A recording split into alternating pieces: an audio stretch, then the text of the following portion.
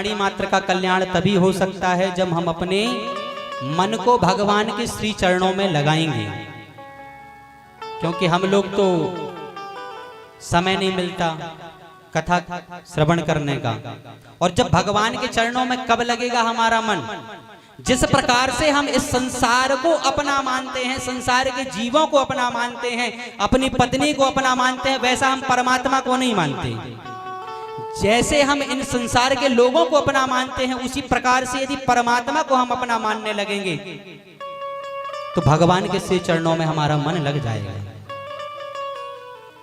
प्राणी मात्र का परम धर्म परमात्मा के श्री चरणों का स्मरण करना है, चिंतन करना है, ध्यान करना है, मनन करना है।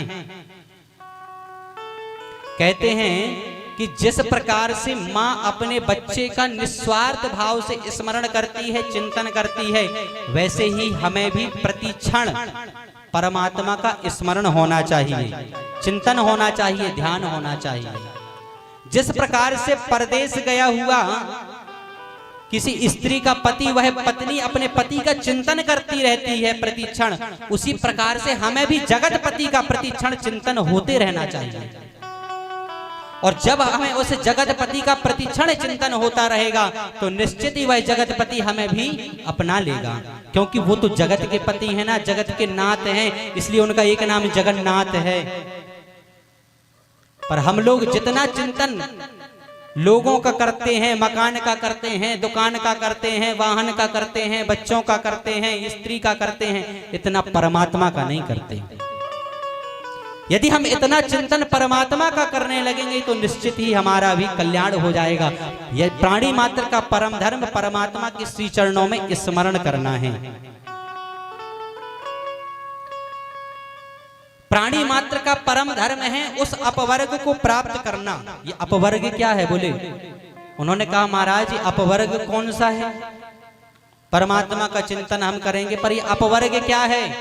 यहाँ हम कई समुदाय में बैठे हुए हैं, ब्राह्मण वर्ग, क्षत्रिय वर्ग, वैश्य वर्ग, शूद्र वर्ग, स्त्री वर्ग, पुरुष वर्ग, इतने सारे वर्ग हैं। पर वह अपवर्ग कहते हैं मोक्ष को। जहां कोई भी वर्ग नहीं होता है, जहां सब एक वर्ग के हो जाते हैं, उसे कहते हैं अपवर्ग, उसे कहते हैं बैकुंठ। प्राणी मात्र का परम धर्म है परमात्मा को प्राप्त करना, और परमात्मा को प्राप्त करने के बाद उस अपवर्ग की प्राप्ति।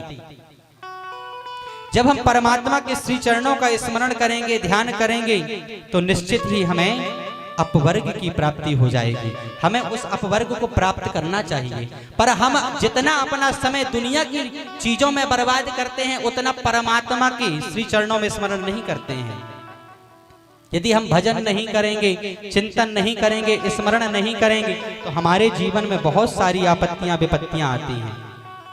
कैसी कैसी स्थिति होती है, किसी ने कहा है